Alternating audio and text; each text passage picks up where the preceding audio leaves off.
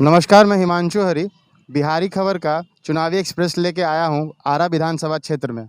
और हम आज बात करेंगे एनडीए प्रत्याशी भाजपा के अमरिंदर प्रताप सिंह जी से कि इस चुनाव में इनकी क्या रणनीति है। अमरिंदर प्रताप सिंह पहले भी 4 बार चुनाव जीत के आरा विधानसभा क्षेत्र का प्रतिनिधित्व कर चुके हैं। आइए हम बात करते हैं सर से। सर, इस बार के चुनाव में आपकी क्या रणनीति है और जो जंगल राज जो आपके सरकार के पहले जो 15 साल लालू यादव के रहे हैं राजद के, उस पर आपका क्या कहना है? लोग कंपेयर कर रहे हैं दोनों 15 साल को, तो इस पे आपकी क्या राय है? देखिए, जनता है जो सब देखती है, जनता है कि सब जानती है। जनता ने 15 साल, वह भी 15 साल देखा।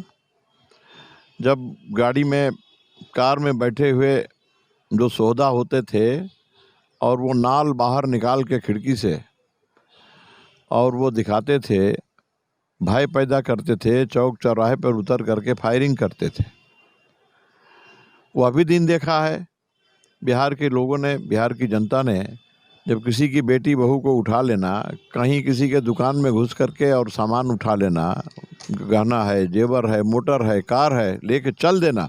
अब उसको हिम्मत नहीं कि उसको कहे, किसी को उठा लेना, अपहरण कर लेना, छोटे बच्चे का भी अपहरण कर लेना, घर का जो है कमाने वाला व्यक्ति है, जो बड़ा व्यक्ति है परिवार में, उसको उठा लेना, अपहरण कर लेना। और उसका सारा जो मोल भाव सौदा होता था वो एक अने मार्ग से होता था। लालू जी बोलते थे दरोगा को सीधे फ़ोन करके कि छोड़ो, मामला हो गया ठीक, माल आ गया, ठीक हो गया काम। तो उस ज़माना को लोगों ने देखा है। उस अपहरण एक उद्योग की तरफ फैला था पूरे बिहार में। तो आतंक का एक राज था उस समय। जब घर से कोई परिवार का कोई सदस्य बाहर जाता था सवेरे और शाम को यदि अंधेरा होने के पहले वो नहीं लौटता था तो उस घर में चिंता हो जाती थी सबको कि पता नहीं क्या हुआ होगा। आज तो हमारी बेटियां भी जाती हैं, साइकिल पे चढ़ के स्कूल जाती हैं। परिवार के सभी लोग अब निश्चिंत एक स्थान से दूसरे स्थान पर जाते हैं और एक कानून का राज है। आपराधिक घटनाएं घटती भी हैं, वह घटेंगी, कहीं भी घटती हैं, कहीं भी घटती रही हैं, घटेंगी दुनिया में, सब देश में। लेकिन कानून काम करेगा तो उन घटनाओं पर नियंत्रण रहेगा। तो नियंत्रण है, हम लोगों ने इन 15 वर्षों में नियंत्रण किया है। हमने इन 15 वर्षों में सड़कें बनवाई है। आज बिहार में कोई ऐसा गांव नहीं है, 38,000 पंचायतें, उनमें गाँव नहीं है ऐसा जो उन 38,000 गाँव में कहीं उसका ऑल वेदर रोड यानी सब मौसम में चलने वाली सड़क यानी पक्की सड़क से वो रोड जुड़ा ना हो। आज घर घर बिजली पहुंचा दिया हम लोग, केवल कनेक्शन नहीं किया बल्कि 20 से 22 घंटा बिजली की गारंटी हमने दी है और बिजली मिलने लगी है। हम किसानों को अलग से सिंचाई के लिए फीडर और उपलब्ध कराने जा रहे हैं और वह काम बड़ा तेज़ी से युद्ध स्तर पर चल रहा है। कोरोना काल में उस काम में विलम्ब हुआ, नहीं तो वह सब काम पूरा हो गया रहता, लेकिन इस वर्ष के अंत में यह काम पूरा होना है। तो काम इस तरीके से हम लोगों ने किया है, इस बिहार को सुंदर बनाने के लिए, समृद्ध बनाने के लिए, विकसित राज्यों के श्रेणी में खड़ा कर देने के लिए। रोजगार परक, यहाँ पर रोजगार का भी, रोजगार सृजन कैसे होगा, तो किसी का जो विशाल क्षेत्र है उस विशाल क्षेत्र के अंदर उद्योग कैसे हो, तो कोल्ड स्टोरेज खुलेगा, कृषि का जो उपज है उस उपज पर आधारित उद्योग होंगे, उन उद्योगों को खोलना, ऐसे रोजगार मिलेगा। हमारा पास तो जो हमारी आधारभूत संरचनाएं हैं उनका हमने उपयोग किया है और आगे भी हम लोग करने जा रहे हैं। बिहार में उद्योगों का जाल भी बिछने वाला है और हम लोग अब आ गए हैं वहाँ। देखिए, नरेंद्र मोदी जी ने उतनी बिजली हमें उपलब्ध करा दी है जितनी बिजली हमें उद्योग के लिए और घरेलू उपयोग के लिए चाहिए। भूटान से खरीद के पूरी बिजली बिहार को उपलब्ध करा दी गई है। बिहार ने अपनी आधारभूत संरचनाएं ट्रांसमिशन के लिए और ये सप्लाई के लिए बड़ा बड़ा ग्रिड बना करके और छोटा सहायक ग्रिड बना करके उसको पूरा कर दिया है। आज हम वहाँ पहुँच गए हैं, उस स्थान पर हम पहुँच गए हैं, उस मोड़ पर पहुँच गए हैं जहाँ से हम सीधे अब सरपट दौड़ेंगे और जो विकास के लिए लक्ष्य हमने निर्धारित किया है उस लक्ष्य को हम प्राप्त करने में सफल होंगे। जो स्थानीय समस्याएं हैं आरा की, देखिए जैसे हम यहाँ पर हमने 4 बार प्रतिनिधित्व किया है, आज फिर जनता के सामने एनडीए के उम्मीदवार के रूप में मैं हूँ। और सबसे नम्र निवेदन करते हुए मैं आग्रह करता हूँ कि एनडीए की सरकार नीतीश जी के नेतृत्व में जो बनेगी, उस सरकार पर एक बार और भरोसा करिए। और वह सरकार जिस प्रकार से मुकम्मल बिहार में कानून का राज्य स्थापित किया है और न्याय पर आधारित विकास को सुनिश्चित किया है, घर घर देखिए शुद्ध और साफ पानी पहुंचाने का काम भी युद्ध स्तर पर चल रहा है और 60% काम हो गया, 40% काम लगभग बाकी है, तो वह काम भी चल रहा है। कुल मिलाकर के शुद्ध और साफ पानी मिलेगा चलने के लिए। जहां सड़कें हो गई हैं, खेती और सिंचाई और उद्योग के लिए जहां बिजली उपलब्ध है, और सड़कों से सारे गांव जहां जुड़ गए हैं, शिक्षा के क्षेत्र में स्कूल कॉलेज, उसके जो भवन हैं, उसके जो उपकरण हैं, वह सब उपलब्ध कराए जा रहे हैं। शिक्षकों की बहाली हो रही है, ट्रेनिंग का बाज़ाब्ता इंतजाम हो रहा है। सब तो ख़त्म हो गया था। तो एक प्रकार से फिर से बिहार का नवनिर्माण करने की जवाबदेही एनडीए की सरकार पर आई थी और उस जिम्मेवारी को बखूबी एनडीए की सरकार ने इन 15 वर्षों में निभाया है। और सबसे महत्वपूर्ण बात यह है कि कानून का राज्य स्थापित हुआ है। यह बहुत ज़रूरी है। उद्योग धंधा व्यवसाय तभी फलेंगे फूलेंगे, विकसित होंगे, बढ़ेंगे जब कानून का राज्य होगा, विधि व्यवस्था और शांति व्यवस्था बनी रहेगी।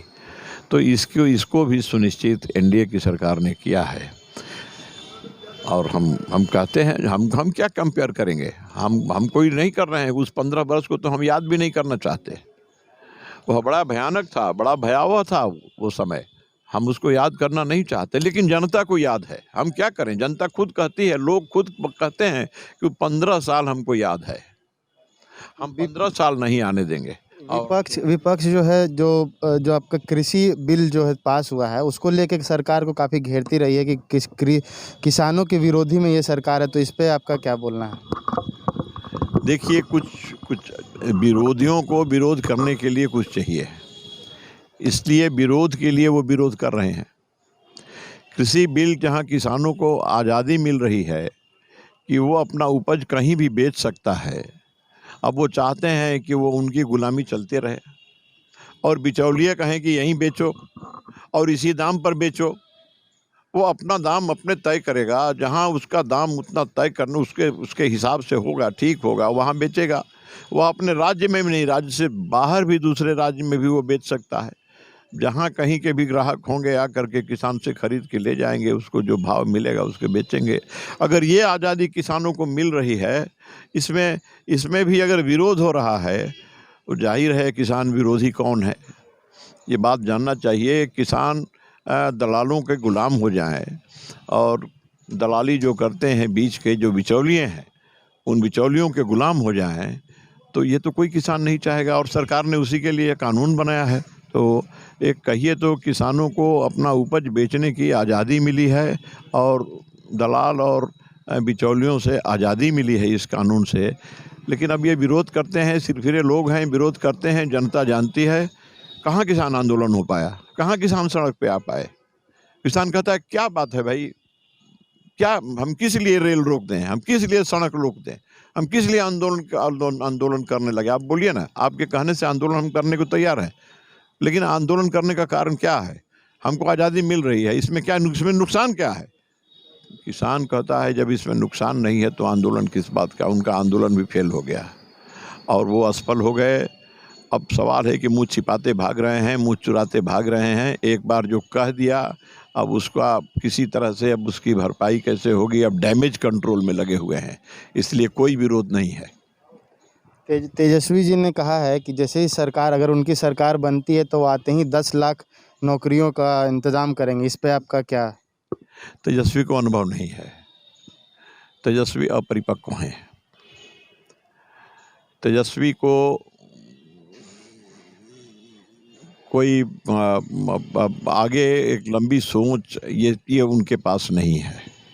उन्होंने 10 लाख की गारंटी तो दे दी, लेकिन जनता यह भी पूछ रही है कि आप 10 लाख नौकरी कैसे देंगे, पहली कैबिनेट में देंगे, वो 10 लाख किस कारखाना में जाएंगे, वो 10 लाख किस उद्योग में जाएंगे? कौन उद्योग आप खड़ा कर देंगे?